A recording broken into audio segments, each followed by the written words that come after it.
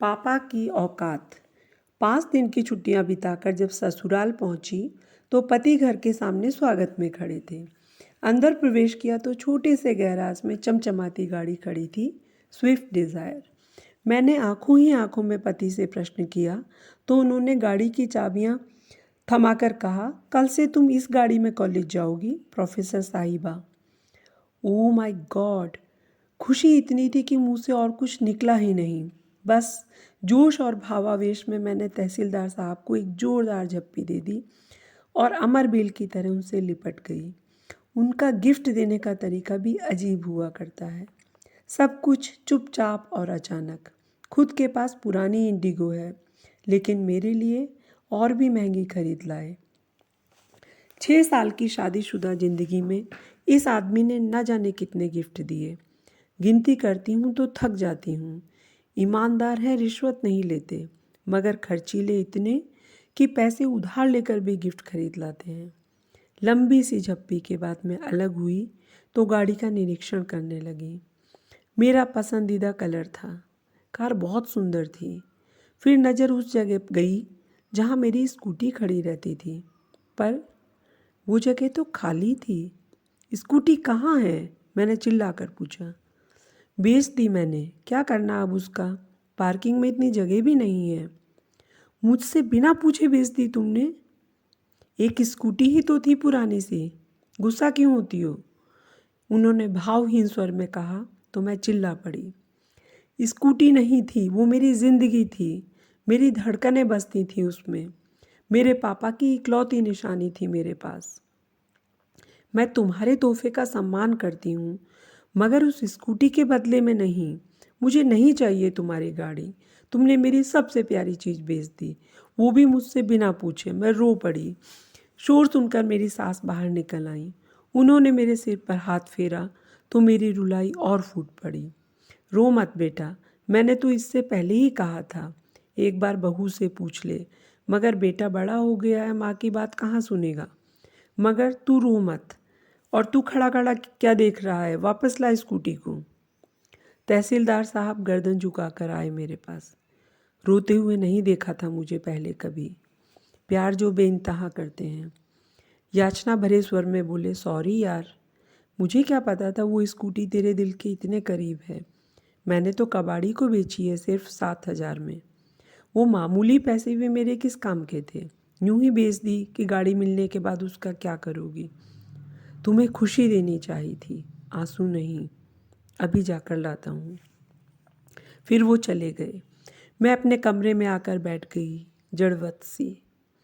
पति का भी क्या दोष था? हाँ, 1-2 बार उन्होंने कहा था कि इसे बेचकर नई ले लो। मैंने भी हंसकर कह दिया था कि नहीं, यही ठीक है।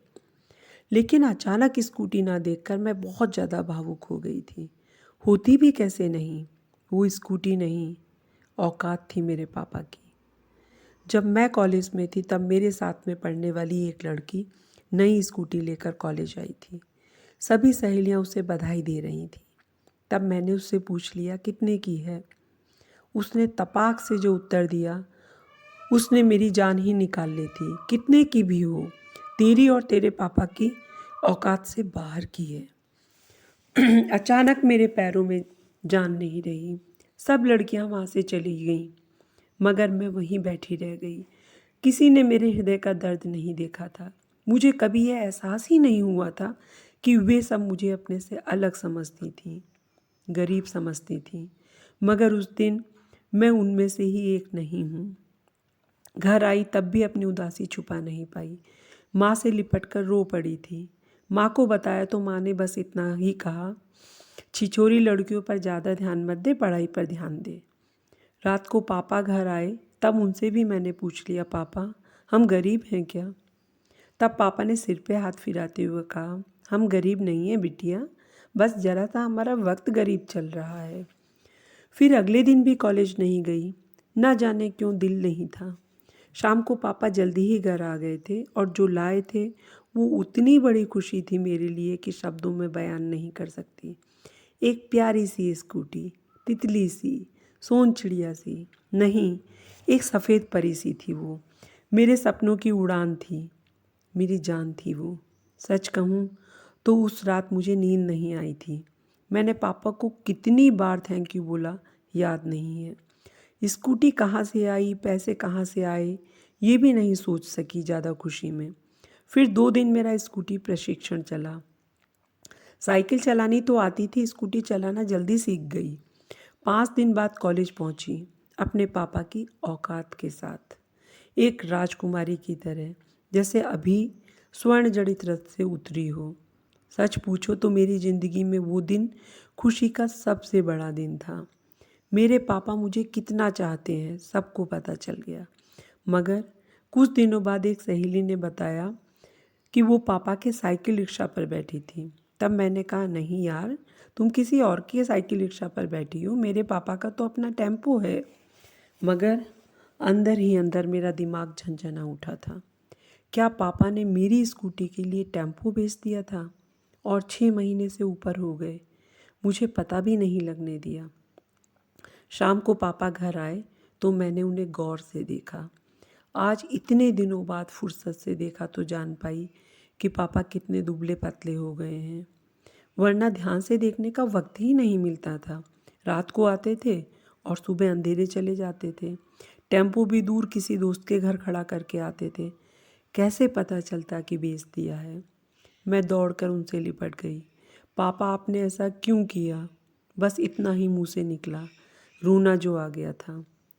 तू मेरा गुरूर है बिटिया, तेरी आंख में आंसू देखूं तो मैं कैसा बाप। चिंता ना कर, बेचा नहीं है, गिरवी रखा था, इसी महीने छुड़वा लूँगा। आप दुनिया के बेस्ट पापा हो, बेस्ट से भी बेस्ट। इसे सिद्ध करना ज़रूरी कहाँ था पापा? मैंने स्कूटी मांगी कब थी? क्यों किया आपने ऐसा? 6 महीने से आप ऑटो रिक्शा नहीं साइकिल रिक्शा चलाते रहे। पैरों से सवारियाँ ढोई आपने। ओ पापा, आपने कितनी तकलीफ़ झेली मेरे लिए, और मैं पागल कुछ समझ ही नहीं पाई। मैं दहाड़े मारकर रोने लगी। फिर हम सब रोने लगे, मेरे दोनों छोटे भाई, और माँ भी रोने लगी। पता नहीं कब तक रोते रहे। वो स्कूटी नहीं थी मेरे लिए, मेरे पापा के खून से सींचा हुआ उड़न खटोला था मेरा, और उसे किसी कबाड़ी को बेच दिया। दुख तो होगा ही। अचानक मेरी तंद्रा टूटी। एक जानी पहचानी सी आवाज़ कानों में पड़ी, फट फट फट। मेरा उड़न खटोला मेरे पतिदेव यानी तहसीलदार साहब चला कर ला रहे थे, और चलाते हुए एकदम बुद्धू लग रहे थे, मगर प्यारे से बुद्धू। यदि इस कहानी ने आपके दिल को जरा भी छुआ हो तो चैनल को ज़रूर सब्सक्राइब करें। धन्यवाद।